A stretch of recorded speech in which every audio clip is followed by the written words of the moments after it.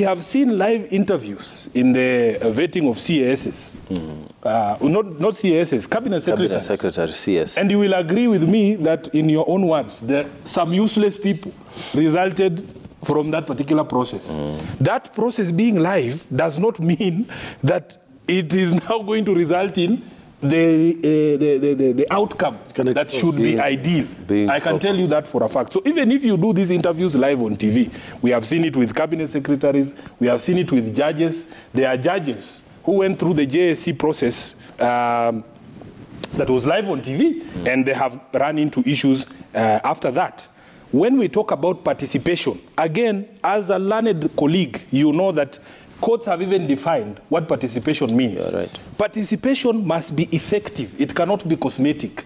So if you are inviting me to participate in a process for cosmetic purposes, I have a right to tell you that that is not effective participation, and I will have nothing to do with it. Now, again, this person that you are saying they represent the PSC and you are calling them an expert, when the panel is constituted, all those people become panelists.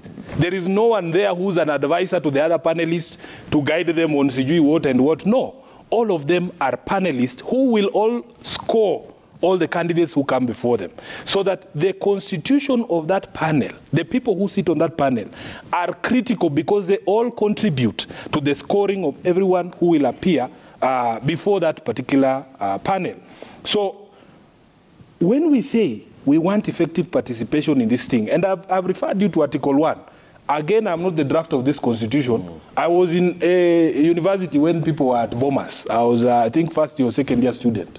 When I suspect you were there. I was very much there. Yes. So how is it that I'm the one who has to tell you where these things are in this document?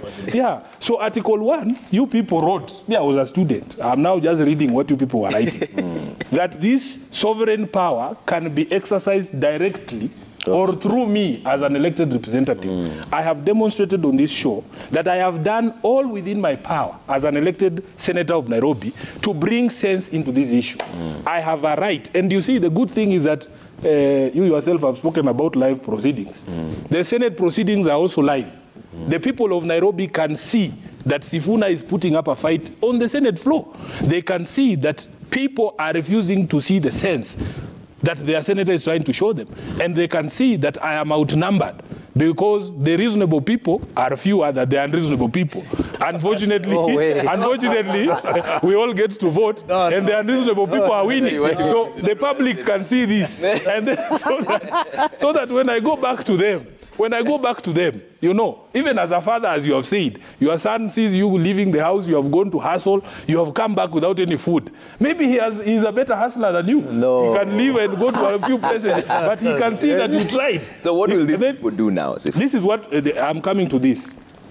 Senator Mungatana has invited us, in fact, to bring these 1 million people, and he has told us that the most critical thing is the criteria, and we need to see the scoring. That is why we will be there. That is what these 1 million people will be doing. They will be looking at the criteria because these 1 million people are panelists. They are panelists because these 7 are representing Kenya Kwanza, 1/2 of the country. So these 1 million, so that we have a balance. Why don't you? They are representing. Why don't you bring 7? Now you see, you cannot. Because for me, you have chosen your process how you arrived at 7. So you choose. Because let me tell you, a million. Just a minute, Trevor. Let me make this point. Okay. With all your powers and your numbers, you people agreed on 7. Yeah. If you wanted Mungatana, yes, you would have said 9 and you would have passed it because you have the numbers, right? Because it is within your power. Now, it is now within my power to do 1 million. Yes, please, don't interfere in that process. So what these people will come, they will be looking at that criteria. You score this person, we also score that person.